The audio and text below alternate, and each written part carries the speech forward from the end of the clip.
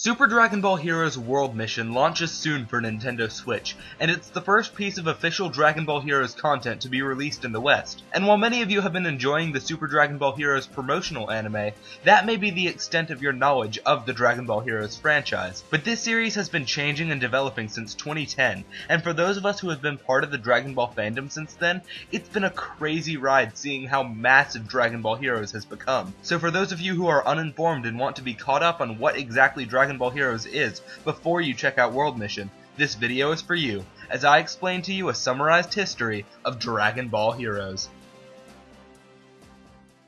So to start, what is Dragon Ball Heroes? Well, to answer that question, let's go back to my birthday, 7 years before I was born, December 29th, 1992, when Dragon Ball Z Gekito Tenkaichi Budokai was released exclusively in Japan for the Famicom, alongside the Datach Joint ROM system, which could read special cards to influence the game. This game was the inspiration for the Data Cardis arcade game series, starting with Data Cardis Dragon Ball Z in 2005 and releasing a new game annually until 2010 with the release of Dragon Ball Heroes. Yes, you heard me right, Heroes is technically a sequel, but it was also the final Cardis game that Dimps ever released, due to the fact that the game is still supported and being updated to this day, 9 years later. None of these Cardis games, including Heroes, were ever released outside of Japan, with the exception of Dragon Battlers, which there are apparently English versions of. Dragon Battlers was also the very first game to feature Super Saiyan 3 Vegeta and Broly, only a few months before Raging Blast 1. And just to clarify, in case you didn't know, Dragon Ball Heroes is not a fighting game. It's not a fighting game, it's not a fighting game, it's not a fighting game. It's card-based. And this isn't a foreign concept to the series at all, because like how most Dragon Ball games nowadays are fighting games, most of them back in the day were card-based RPGs. The only one I know of that came to the West was the actual Dragon Ball Z collectible card game for the Game Boy Advance. Most of the others were Japan exclusive, and of course, I'm talking about the Gokuden games. The precursors to the fighting-based Butoden games, the Gokuden series started with Shenron no Nazo, released here for the NES as Dragon Power. Despite it being a beat-em-up, all of its sequels were card-based, and they would usually make a new one for every major story arc in the anime, up to the Imperfect Cell Saga. Even the game with an original story that became the basis for the special Plan to Eradicate the Saiyans was one of these RPGs. They made an OVA to serve as a walkthrough for the game, then used animation from that OVA to make 2 games for the Playdia system, and then it was reanimated and released as Plan to Eradicate the Super Saiyans in Raging Blast 2 17 years later. Heroes isn't quite an RPG though, at least not in the traditional sense. You remember the figurine battle mode they added to Xenoverse 2?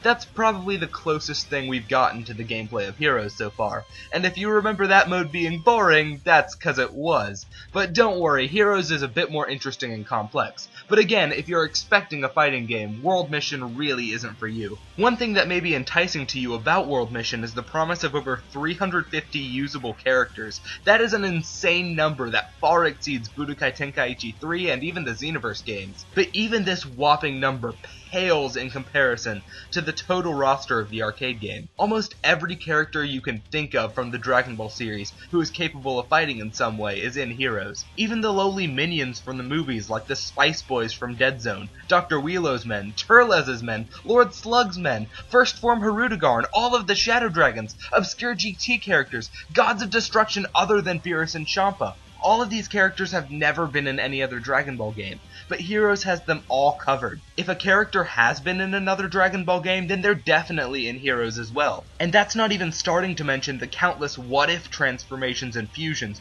far exceeding what was possible back in Budokai 2, and the tons and tons of original characters. Let's start with the protagonists, as Dragon Ball Heroes actually has a pretty in-depth plot. The main character is Beat, a human who goes down to his local arcade to play Dragon Ball Heroes, meant to represent you as the player, but gets sucked into the game and is suddenly a Saiyan. He also finds himself alongside 2 other Saiyans, Erito and Basaku, the Elite and Berserker Saiyans. And if the designs of Beat and Basaku look really familiar to you, you probably played Ultimate Tenkaichi, the first mainline Dragon Ball game with character creation. The default features and costumes available for your custom character at the start are based on these 2 characters, and older versions of them appear in the opening cinematic for the game. Speaking of cinematics, you probably noticed a lot of animation being shown in this video that isn't from the promotional anime. These are from the promotional trailers for the game, which they would release a new one of every time they added new characters to the game, which added to the overall plot of the game following Beat's journey after being sucked into the game, alongside a theme song, which, if you're familiar with Team 4-Star, you may just recognize.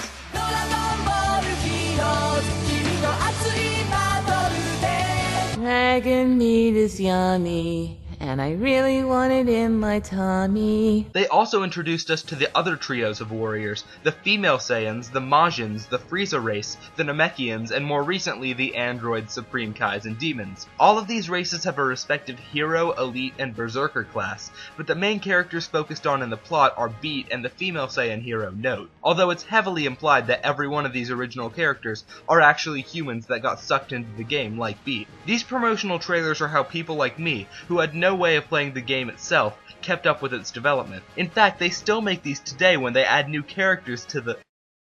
Oh my gosh. Oh gosh, no. This is exactly what I was talking about in the last episode. The new Broly movie with traditional animation is just wrong looking. Anyways, there were channels like DBZanto, now called DBZanto Z, who were kind enough to upload these promotional trailers. And then there were the others who tried to exploit them for views. Enter Dragon Ball Hoshi.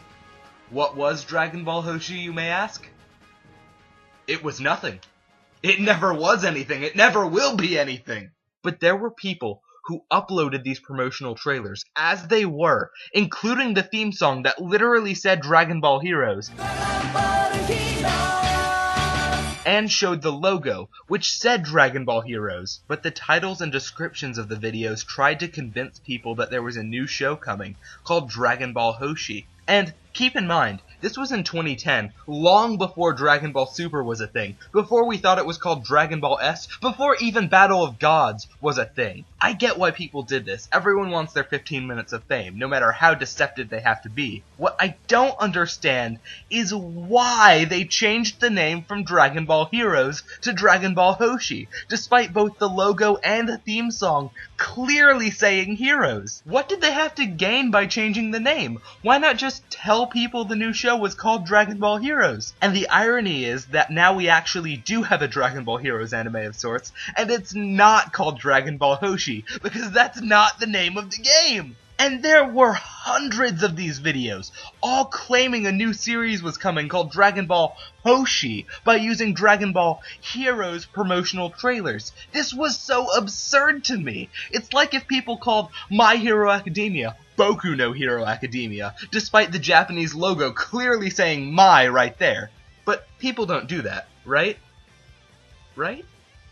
Of course, these promotional trailers weren't the only source of plot for the Dragon Ball Heroes lore. There was also manga. First, there's Dragon Ball Heroes Victory Mission, which focuses on Beat actually playing the game and competing against other players using Dragon Ball characters as if they were Pokemon to fight each other. This manga was created by Toyotaro, whose name should sound familiar to you, as he is the current illustrator of the Dragon Ball Super manga, with story guidance from series creator Akira Toriyama himself. Considering Toyotaro started off by creating the fake Dragon Ball AF manga, he seriously moved up in the world, and Victory Mission was his stepping stone to becoming Toriyama's chosen successor. There were also 3 3DS games that focused on Beat and his journey, those being Dragon Ball Heroes Ultimate Mission 1, 2, and X. The Switch game World Mission is a follow-up to those.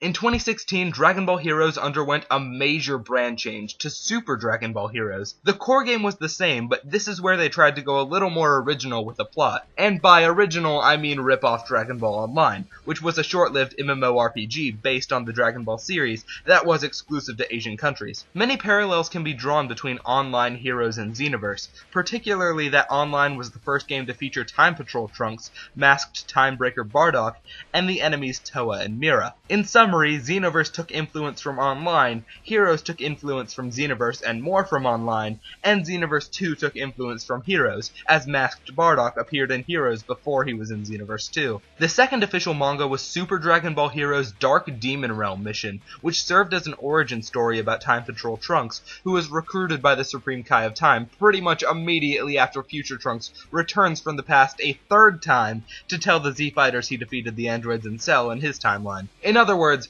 right after BoJack Unbound. They encounter Toa for the first time, who has created the Dark Dragon Balls to restore the youth of her master Mechikabura, but they scatter and attach themselves to villains throughout history, much like the Shadow Dragons. There's also a third party in the form of demon god Demigra, so it's not quite the same plot as Xenoverse 1. In fact, because Beat is not present in this manga, the writer and illustrator Yoshitaka Nagayama took other measures to expand the Time Patrol. In order for Time Patrol Trunks, now called Xeno Trunks, to have a training partner, the Supreme Kai of Time, now called Cronoa, looks into his memories to bring about the strongest warrior he knows, who becomes known as Xeno Goku. Oh my gosh, this version of Goku is a beast. It's implied that he experienced the events of GT without becoming a child, so his maximum transformation is Super Saiyan 4, but at some point he also experienced the Super Saiyan God ritual, so he has that going for him. The details of his history are fuzzy, but not as fuzzy as Xeno Vegeta, who is also summoned,